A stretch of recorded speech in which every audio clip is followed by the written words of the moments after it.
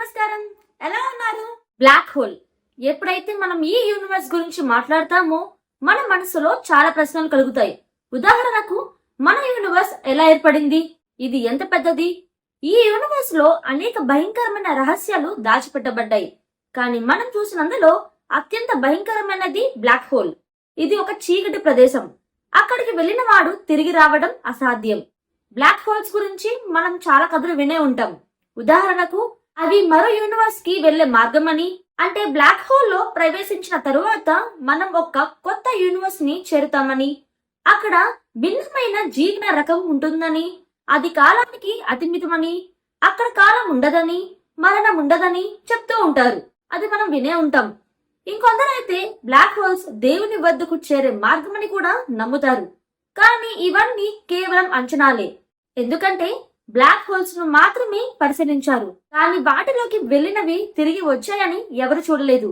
అందువల్ల black holes మనకు మరణాన్ని ఇస్తాయా లేక కొత్త జీవితాన్ని ఇస్తాయా అనేది చెప్పడం కష్టమే. ఇలాంటి క్వశ్చన్స్ కి ఆన్సర్ తెలుసుకోవాలని యూనివర్స్ అధ్యయనం చేయడం ప్రారంభించారు. అయితే యూనివర్స్ అధ్యయనం చేసినప్పుడు మనిషి మేధస్సు కూడా అబ్బరపడిపోయింది. సో ఈ రోజు వీడియోలో యూనివర్స్ లో అత్యంత భయంకరమైన బ్లాక్ హోల్ గురించి క్లియర్ కట్ గా తెలుసుకోబోతున్నాం. ఈ వీడియో చాలా ఇంట్రెస్టింగ్ గా ఉండబోతుంది. సో వీడియోని ఎక్కడ స్కిప్ చేయకుండా ఎండ్ వరకు చూసేయండి. అలాగే కొత్తగా మన ఛానల్ ఎవరైనా చూసినట్లయితే వెంటనే సబ్స్క్రైబ్ చేసుకోండి. ఈ వీడియో ఎండ్ దాకా చూసి మీకు నచ్చితేనే లైక్ చేయండి.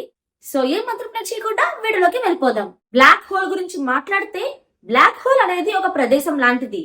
అక్కడ యూనివర్స్ లోని చీకటి అత్యంత ఘనంగా ఉంటుంది. ఆ చీకటి నుండి ఏది తప్పించుకోలేదు, ఆఖరికి కాంతి కూడా. కాంతి బ్లాక్ హోల్ లోకి వెళ్తుంది కానీ తిరిగి రావడం లేదు. ఎందుకంటే బ్లాక్ హోల్ కాంతిని కూడా తినేస్తుంది. ఈ చీకటి రూపం వల్ల వాటిని బ్లాక్ హోల్స్ అని పిలుస్తారు. సైంటిఫిక్ పాయింట్ ఆఫ్ వ్యూ లో బ్లాక్ హోల్ ని అర్థం చేసుకుంటే, బ్లాక్ హోల్ అనేది అక్కడ ఫోర్స్ ఆఫ్ గ్రావిటీ అత్యంత శక్తివంతంగా ఉండే ప్రదేశం.